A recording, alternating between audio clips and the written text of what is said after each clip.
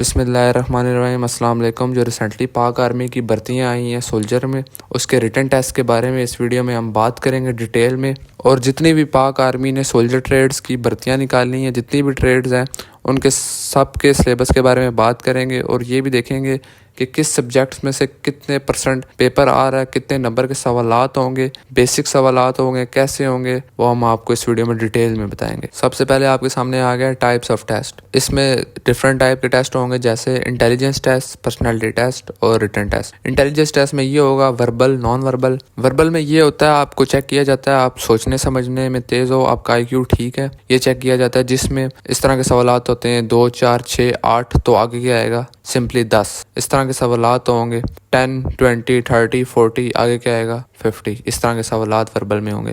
اس کے بعد آ گیا نان وربل۔ نان وربل میں آپ کے سمپلی اوپر پکچرز بنی ہوں گی، اسی سے ملتی جلتی آپ نے نیچے سلیکٹ کرنی ہوں گی۔ اگر آپ کو انٹیلیجنس ٹیسٹ، پرسنالٹی ٹیسٹ اور ریٹن ٹیسٹ کے بارے میں ڈیٹیل ویڈیو سلیبس چاہیے تو آپ ہمیں زیادہ سے زیادہ کمنٹ کر سکتے ہیں۔ پھر سیکنڈ نمبر پہ آ گیا پرسنالٹی ٹیسٹ۔ پرسنالٹی ٹیسٹ میں آپ کے ایسے سوالات ہوں گے، اگر آپ کا دوست آپ پر غصہ کرتا ہے تو آپ کیا کریں گے، نیچے ایم سی کیوز ہوں گے 3 4، اس میں سے جو صحیح آنسر ہوگا آپ سلیکٹ کر سکتے ہیں۔ اس طرح کے سوالات ہوں گے۔ پھر اس کے بعد آ گیا ریٹن ٹیسٹ۔ ریٹن ٹیسٹ ہر ٹریڈ کے لحاظ سے ہوگا، ہر ٹریڈ کا ڈیفرنٹ ہوگا، نہ زیادہ مشکل ہوگا نہ زیادہ آسان ہوگا، جتنی آپ نے تعلیم حاصل کی ہوگی، جس کے لیے اپلائی کیا ہوگا اسی کے حساب سے ہوگا۔ سب سے پہلے آپ کے سامنے آ گیا فار جنرل سولجر، جو عام سپاہی کے لیے ہے، جنرل سپاہی کے لیے، اس میں آپ کا سب سے پہلے اردو کا سبجیکٹ آ گیا۔ اردو میں سے آپ کا 30% پیپر آئے گا اس میں، جس میں ایسے رائٹنگ، کمپریہنشن، ATC، مضمون نویسی آ گیا، اور وہی مضمون آئے گا، اس میں سے آپ نے سوالات کے جوابات ڈھونڈ کے لکھنے ہوں گے۔ پھر اس کے بعد آ گیا میتھ۔ میتھ میں سے آپ کا 20% کوسچنز آئیں گے، پھر اس میں بیسک الجبرا آ گئی، پرسنٹیج کے سوال آ گئے، ریشو آ گیا، اور ایکسیکٹرا، اس طرح کے سوالات آئیں گے۔ پھر اسلامیات آ گیا۔ اسلامیات میں آپ کا 10% آئے گا، بیسک اسلامک نالج آئے گی، جس میں آپ کا بیسک اسلام پوچھا جائے گا۔ وہ آپ کو ہم آگے ڈیٹیل میں بتائیں گے کہ کس طرح کے کوسچنز آئیں گے، کس طرح کرنا ہوگا آپ نے۔ پھر چوتھے نمبر پہ آ گئے جنرل نالج۔ جنرل نالج میں آپ کا 10% آئے گا، جس میں آپ کا پاکستان کے بارے میں، جغرافی کے بارے میں اور کھیل کود کے بارے میں پتہ ہونا چاہیے آپ کو۔ پھر 5ویں نمبر پہ آ گیا انگلش۔ انگلش میں آپ کا 30% نمبر کا پیپر آئے گا، جس میں آپ کا translation, grammar, paragraph writing, etcetera, اس میں سے آپ کا پیپر آئے گا جنرل۔ پھر سیکنڈ نمبر پہ ٹریڈ آ گئی کلرک۔ کلرک میں آپ کے 50% انگلش میں سے آئے گا سلیبس، اور اس کے بعد کمپیوٹر میں سے 20% پیپر آئے گا، پھر جنرل نالج میں سے 10% اور اسلامیات میں سے 20%، اور اس میں بھی سیم جس طرح میں نے اوپر بتایا اسی طرح کے سوالات ہوں گے۔ پھر آ گیا ٹیکنیشل جاب کے لیے۔ پھر تھرڈ نمبر پہ آ گئی ٹیکنیکل جاب، جس میں الیکٹریشین کا کام ہوتا ہے۔ اس میں سب سے پہلے انگلش میں سے 20% پیپر آئے گا، میتھ میں سے 30%، فزکس میں سے 30%، جنرل نالج میں سے 10%، اسلامیات سے 10۔ پھر چوتھے نمبر پہ ٹریڈ آ گئی EME ایویشن، جس میں انگلش میں سے 40% پیپر آئے گا، میتھ میں سے 30% آئے گا، اور فزکس میں سے بھی 30% آئے گا۔ پھر 5ویں پہ آ گئی سگنل ٹیکنیشین، جس میں انگلش میں 25% پیپر آئے گا، میتھ میں سے 25%، فزکس میں سے 35%، اور جنرل نالج میں سے 15% پیپر آئے گا۔ پھر 6 نمبر پہ آ گیا نرسنگ اسسٹنٹ۔ اس میں انگلش میں سے 10% پیپر آئے گا، بایولوجی میں سے 40%، فزکس میں سے 30%، اور کیمسٹری میں سے 20%۔ پھر بات کرتے ہیں سلیبس کی۔ سلیبس آپ کی تعلیم کے مطابق ہوگا، جس بھی ٹریڈ کے لیے آپ اپلائی کریں گے اس کے حساب سے، نہ زیادہ آسان ہوگا نہ زیادہ مشکل ہوگا، تو گھبرانے کی کوئی بات نہیں ہے۔ جتنی آپ کی تعلیم ہوگی، جس ٹریڈ کے لیے آپ نے اپلائی کیا ہوگا اسی کے حساب سے آپ کا سلیبس ہوگا۔ سب سے پہلے یہ انگلش میں آپ کا پیراگراف رائٹنگ آ گیا۔ پیراگراف رائٹنگ یہ ہوتا ہے کہ آپ کا مضمون نویسی۔ مضمون نویسی میں آپ کو ٹاپکس دیے جائیں گے، my school, my father, my favourite subject, my favourite teacher, my favourite place, اس طرح کے ڈفرینٹ آپ کو مضمون، کوئی بھی مضمون دے دیا جائے گا، اس کے بارے میں آپ 10 سے 12 جتنے بھی آپ سینٹینس لکھ سکتے ہیں آپ لکھ سکتے ہیں۔ تو اس کے بعد گرامر آ گئی۔ گرامر میں آپ کا سنگولر، پلورل، پھر آ گیا آپ کا میسکولین، فیمائن۔ پھر ٹرانسلیشن میں آپ کا Urdu to English translation, English to Urdu translation آ سکتی ہے آپ کی انگلش میں۔ یہ جو سلیبس ہے میں آپ کو ڈیٹیل میں آگے مثال کے ساتھ، ایگزامپل کے ساتھ آپ کو بتاؤں گا کہ کس طرح کا آپ کا سلیبس آئے گا۔ پھر آ گیا اردو کا۔ اردو میں آپ کے ایسے ہوں گے، ایسے وہی آپ کا مضمون نویسی۔ پھر آ گیا کمپریہنشن۔ کمپریہنشن میں آپ کا ایک مضمون دیا جائے گا اردو میں، جس میں سے آپ کے سوالات آئیں گے، اس میں آپ نے اس مضمون سے آپ نے جوابات ڈھونڈ کر ان سوالوں کے جواب لکھنے ہیں۔ پھر آ گیا لیٹر رائٹنگ، خط لکھنا۔ پھر آپ کو آ گیا اسٹوری رائٹنگ، کہانی لکھنا۔ پھر میتھ میں آ گیا، میتھ میں الجبرا، پرسنٹیج، ریشو، پروپورشن، اس طرح کے سوالات ہوں گے۔ پھر آ گیا اسلامیات، اسلامیات میں آپ کے بیسک کوسچن ہوں گے اسلام کے بارے میں، جو جتنی بھی آپ کی تعلیم ہوگی اس حساب سے آپ سے کوسچن پوچھے جائیں گے۔ پھر آ گیا جنرل نالج، جنرل نالج میں آپ کو پاکستان کے بارے میں بیسک پتہ ہونا چاہیے، جغرافی کے بارے میں پتہ ہونا چاہیے، اپنے سپورٹس کے بارے میں، اور جو کرنٹ ایونٹس چاہ رہے ہیں، موجودہ پرائم منسٹر کون ہے، موجودہ صدر کون ہے، اس طرح کے پتہ ہونا چاہیے آپ کو کرنٹ ایونٹس۔ اب بات کرتے ہیں ڈیٹیل میں سلیبس کی۔ سلیبس سب سے پہلے انگلش کے بارے میں بات کرتے ہیں۔ ٹاپک اس میں ہوں گے paragraph writing, grammar, translation. Paragraph writing یہ ہوگا کہ آپ کو ایک ٹاپک دیا جائے گا جس کے بارے میں آپ کو 1 سے 2 پیراگراف لکھنے آتے ہوں۔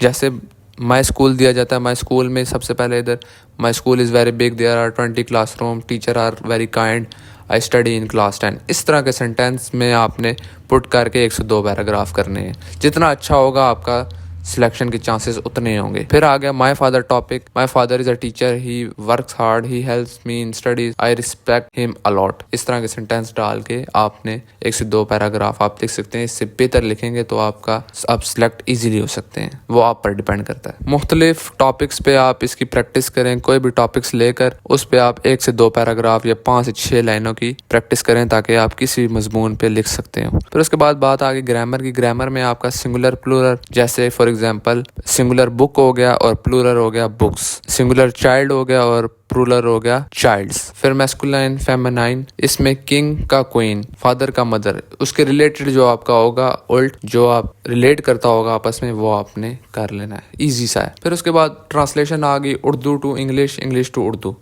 اس میں سب سے پہلے آپ کو اگزامپل دیتا ہوں، مجھے کتاب چاہیے، اس کا ٹرانسلیٹ کریں گے انگلش میں آئی نیڈ اے بک۔ پھر انگلش ٹو اردو ٹرانسلیٹ کرتے ہیں ایک دفعہ، ہی از ایٹنگ این ایپل، وہ ایک سیب کھاتا ہے۔ اس طرح کا آپ کی ٹرانسلیشن کا پیراگراف آ سکتا ہے، اس کو آپ نے سمپل ٹرانسلیٹ کرنا ہے۔ انگلش میں آئے گا تو آپ نے اردو میں کرنا ہے، اردو میں آئے گا تو آپ نے اس کو انگلش میں ٹرانسلیٹ کرنا ہے۔ پھر سیکنڈ نمبر پہ آپ کیا آ گیا، اردو کا سبجیکٹ۔ اردو کے سبجیکٹ میں آپ کا مضمون نویسی اور مضمون آئے گا جس میں سے آپ نے کوسچن آنسر دیکھ کے نکالنے ہیں، پھر خط لکھنا، پھر کہانی لکھنا۔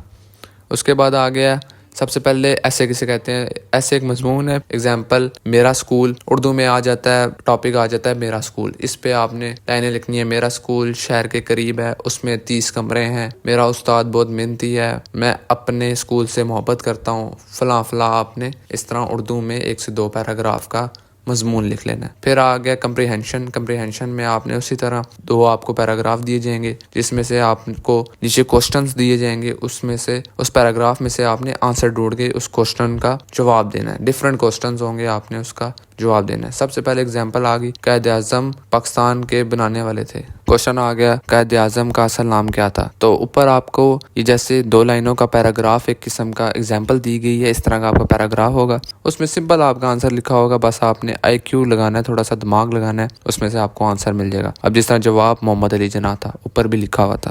اس کے بعد آ گیا خط لکھنا، لیٹر رائٹنگ۔ اگزامپل آپ نے اپنے دوست کو عید مبارک کا خط لکھنا ہے۔ پھر اس کے بعد آ گیا سٹوری رائٹنگ، کہانی لکھنا۔ کسی بھی ٹاپک پہ آپ کو کہانی لکھنا آ سکتا ہے، جیسے honesty is the best policy. جیسے مثال کے طور پہ اس طرح کے ٹاپکس آگے، انسان کی اصل مددگار اس کی اچھی سوچ ہے، محنت کا پھل میٹھا ہوتا ہے۔ اس طرح کے آپ کو ٹاپکس دیے جائیں گے جس پہ آپ نے کہانی لکھنی ہے اور جس میں آپ کی پازیٹیو اینڈنگ ہونی چاہیے۔ پازیٹیو اینڈنگ سے مراد آپ نے جو مین کریکٹر ہے اس کو ایماندار اور ایک اچھا انسان شو کرانا ہے اور اچھی سی ایک کہانی لکھنی ہے۔ پھر آ گیا میتھ کا۔ میتھ میں آپ کے ٹاپکس ہوں گے algebra, percentage, ratio, proportion. Algebra میں آپ کے جیسے ایکس کی ویلیو دی جائے گی اور ایک کوسچن دیا جائے گا، اس میں آپ نے ایکس کی ویلیو پٹ کرنی ہے۔ جیسے ایکس کی ویلیو ادھر 3 ہے، 2x میں آپ 3 پٹ کریں گے، 2 3 6، 6 + 3 = آنسر 9۔ یہ سمپل الجبرا کے کوسچن ہوں گے۔ اسی طرح پرسنٹیج کے سوالات آگے۔ پرسنٹیج کے سوالات میں 100 کا 10% کیا ہے، 1000 کا 10% کیا ہے، 75 کا 5% کیا ہے، اس طرح کے سوالات آپ کے ہوں گے۔ وہ اگر آپ بتائیں تو آپ کو اگلی ویڈیو میں ڈیٹیل کے ساتھ آپ کو ہم سمجھائیں گے۔ پھر ریشو پروپورشن کے سوالات ہو گئے، یہ آپ کے سامنے دکھائے جا رہے ہیں۔ A کی ویلیو B ہے، A کی ویلیو 2 ہے، B کی ویلیو 3 ہے۔ اگر A 10 ہے تو B کیا ہوگا؟ 15 ہوگا۔ X کی ویلیو 15 دی گئی ہے۔ یہ اسی طرح کوسچن ہوگا آپ نے سالو کرنا۔ پھر اسلامیات کا آ گیا، میٹرک سلیبس کے مطابق ہوں گے، جو آپ کی تعلیم ہوگی اس کے مطابق ہوں گے۔ فار ایگزامپل حضرت محمد صلی اللہ علیہ وسلم کا اصل نام کیا تھا؟ محمد صلی اللہ علیہ وسلم تھا۔ کلمہ طیبہ کے کتنے الفاظ پر مشتمل ہے؟ کلمہ طیبہ 7 الفاظ پر مشتمل ہے۔ قرآن مجید میں کتنی صورتیں ہیں؟ 114 صورتیں ہیں۔ اسی طرح کے بیسک سوالات ہوں گے، آپ صلی اللہ علیہ وسلم کے کتنے بیٹے ہیں، کتنی بیٹی ہیں، آپ کے والد کا کیا نام تھا، آپ کی والدہ کا کیا نام تھا، اس طرح کے قرآن پاک کے بارے میں سوالات ہوں گے۔ پھر اس کے بعد ٹاپک آ گیا جنرل نالج۔ جنرل نالج میں آپ کا Pakistan, جغرافی، support, current affair. Pakistan میں آپ کا سب سے پہلے اس طرح کے سوالات ہوں گے۔ پاکستان کے بارے میں آپ کو یہ پتہ ہونا چاہیے پاکستان کب بنا، پاکستان کا پہلا گورنر جنرل جو ابھی موجودہ پرائم منسٹر ہے، جو گورنر جنرل ہیں، جو بھی چیف آف آرمی سٹاف ہیں، جو بھی جتنا بھی پاکستان کے بارے میں بیسک نالج ہے آپ کو آنا چاہیے۔ پھر جغرافی کے بارے میں آ گیا سب سے بڑے سمندر کون سے ہے، پیسفک اوشن، پاکستان کا سب سے اونچا ماؤنٹین K2۔ پاکستان کی جغرافی کے بارے میں بھی آپ کو اس طرح کے سوالات کے آنسر آنے چاہیے۔ پھر آ گیا سپورٹس کے بارے میں، کھیل کے بارے میں۔ پھر کرکٹ کا ورلڈ کپ 1992 میں کس نے جیتا، یہ آپ کو بتانا چاہیے پاکستان نے۔ ہاکی پاکستان کا نیشنل گیم ہے، یہ بھی آپ کو بتانا چاہیے۔ اور پھر دوبارہ بات آ گئی پرائم منسٹر، اس طرح کے پولیٹیشنز کے بارے میں آپ کو پتہ ہونا چاہیے۔ ایشیا کپ، اولمپکس کے ریسنٹ ونر، جتنے بھی ایشیا کپ کب جیتا پاکستان، اس کے بارے میں آپ کو ڈیٹیل میں پتہ ہونا چاہیے۔ کوئی بھی آپ کو سوال ہو، کوئی بھی آپ کو ڈاؤٹ ہو، آپ کمنٹ میں پوچھ سکتے ہیں، انشاءاللہ تعالی ہم آپ کو جواب دیں گے۔ اسی کے ساتھ ساتھ ویڈیو ہوتی ہے کمپلیٹ، تو زیادہ سے زیادہ لائک کریں، سبسکرائب کریں، زیادہ سے زیادہ کمنٹ کریں اور اپنے دوستوں کو بھی شیئر کریں۔ اللہ آپ کا حامی ناصر، باقی روزگار اللہ کے ہاتھ میں ہے۔ اللہ حافظ، شکریہ۔